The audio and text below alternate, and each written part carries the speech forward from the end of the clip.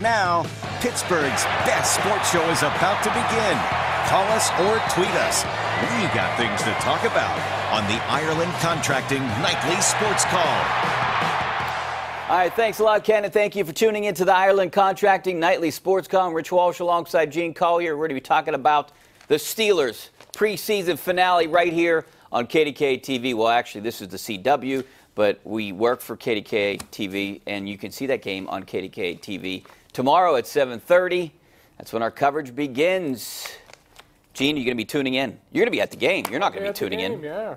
So, you know, one of the things that Tomlin talked about was that this is kind of an open audition for a few guys. He didn't say a few guys. He said a lot of guys. But, you know, I think it's a few guys. I think their roster is probably about 90% complete, I would guess, right? Mm-hmm.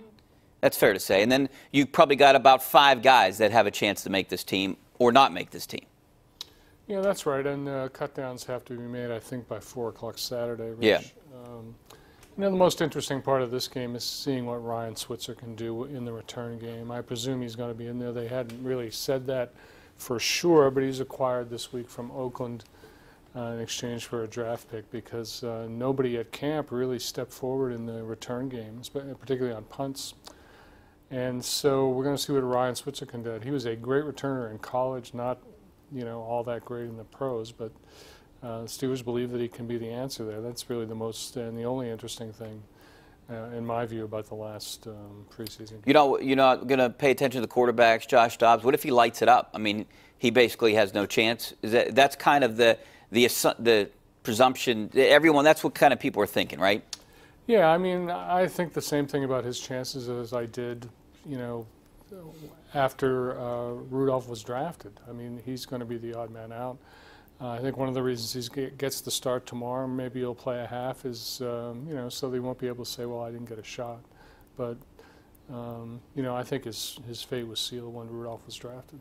Yeah, I'm looking at a lot of guys. I'm looking at, the Dobbs. We know Rudolph is definitely making the team. Maybe they'll surprise us, and it'll be between Landry Jones and Dobbs, and you might see Landry go. But, the running back position, the wide receiver position, you brought up Switzer. Switzer, the way you described him, sounds a lot like Quadri Henderson. Quadri Henderson didn't do enough.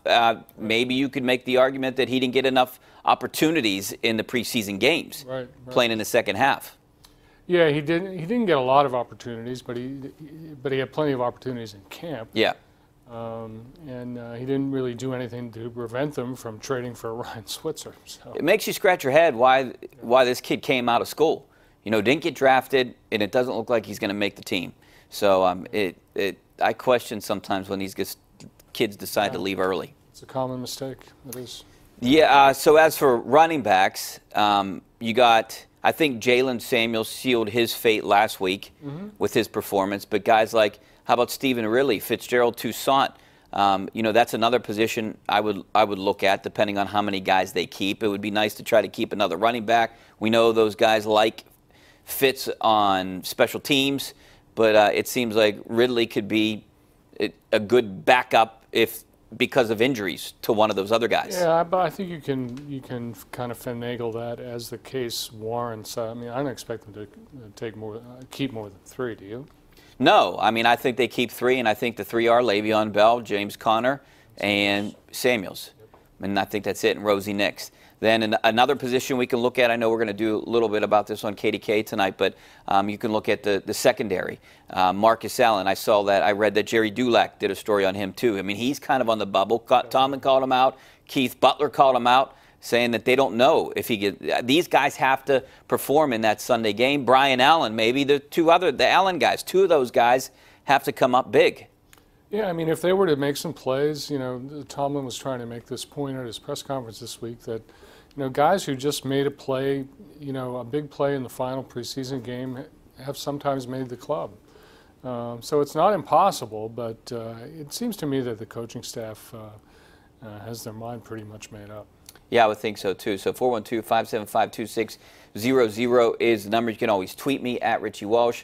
We'll be talking about the Steelers and the roster cuts and what interests you in tomorrow's preseason finale. A lot of the starters won't play. Ben won't play. Antonio Brown won't play. Probably not going to see T.J. Watt, but it doesn't sound like he's worried that he doesn't need any preseason games. At least that's what he told me yesterday. So I wouldn't be too concerned about him. He seems ready to go. I mean, that's what he's telling people. Yeah. And also, other big news today, Sean Rodriguez, DFA. Gene, you probably didn't think this day would ever come.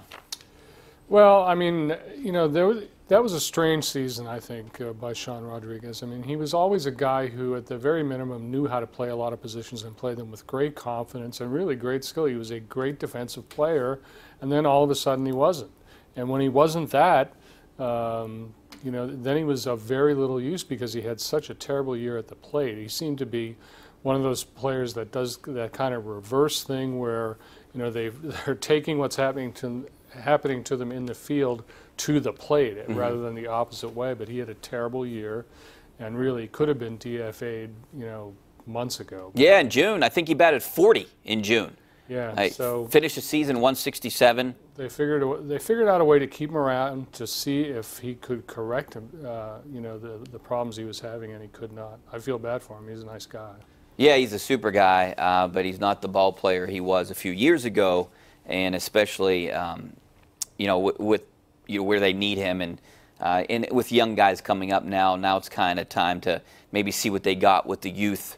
The season's basically over for the postseason, so now you got to look at next year and what you have. All right, we got to take a break. Back with your phone calls. 412-575-2600 is the number. Also, some of your tweets. Back in 2 minutes.